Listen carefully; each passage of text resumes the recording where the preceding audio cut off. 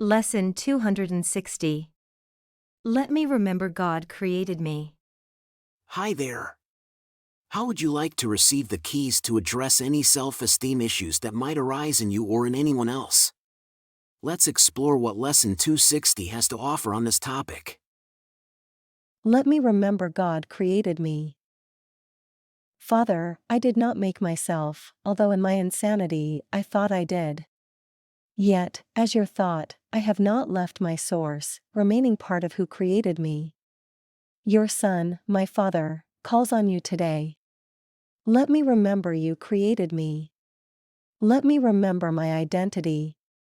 And let my sinlessness arise again before Christ's vision, through which I would look upon my brothers and myself today. Now is our source remembered, and therein we find our true identity at last. Holy indeed are we, because our source can know no sin. And we who are his sons are like each other, and alike to him. In other words, when we talk about illusions, the discussion isn't limited to the external world we observe. Our very perception of our own identity can be an illusion as well.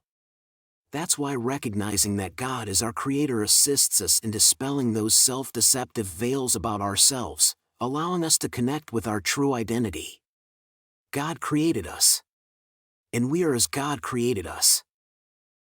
Lessons 94, 110 and 162. I am as God created me.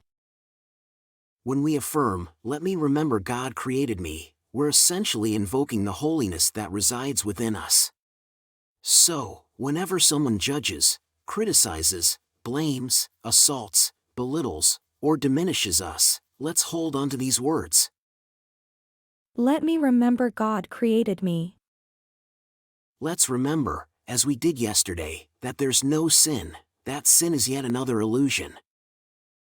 Lesson 259. Let me remember that there is no sin. Sin is not real, and neither is guilt. To render these perceived attacks powerless, we simply need to tap into what we really are. The memory of it is there, even if it slips our mind and we forget it, it cannot be lost. Let's just reconnect with that recollection. Let me remember God created me. We are the thoughts of God, and as the thoughts of God we never left our source. We are not separate, we are part of who created us. That's how holy we are. Today, we aim to deepen our understanding of who we truly are, and take another step toward that realization. Let's call on our Father today, and ask Him to let us remember that He created us. Let us remember our identity. Let's ask for a shift in perception. A shift in perception from fear to love. And our sinlessness will arise in our awareness. And as we recognize and embrace our own innocence and that of others, we will see ourselves and everyone around us in the light of pure love and kindness. We will look at them through the eyes of Christ. Let me remember God created me. These words are not words of flattery that we say to let God know that we recognize Him as our Creator, trying to extort His benevolence. These words have power, they let us remember our true source, and in doing that, let us find our true identity. It's not about alleviating a perceived sense of guilt we might carry with us at some level in our mind. It's about realizing who we really are, acknowledging our own holiness. We're holy because we're part of God, and our source knows no sin. Lesson 35. My mind is part of God's. I am very holy. Let's acknowledge that today, as an active decision we make, as a strong stance we take.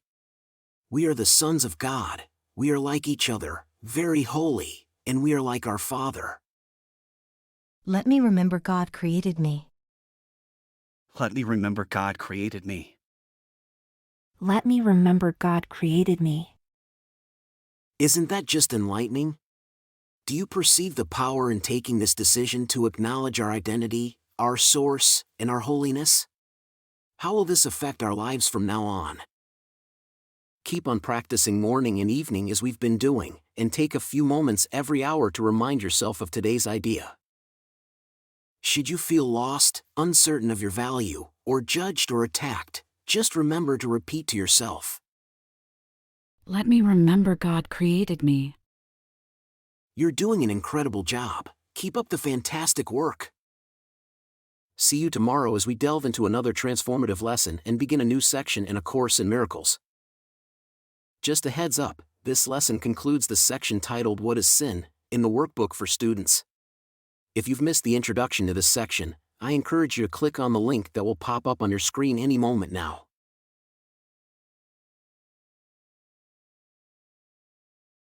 If you enjoyed the video and found it helpful, please don't forget to give it a like and leave a comment. Thanks. And don't forget to subscribe to the channel and hit the notification bell.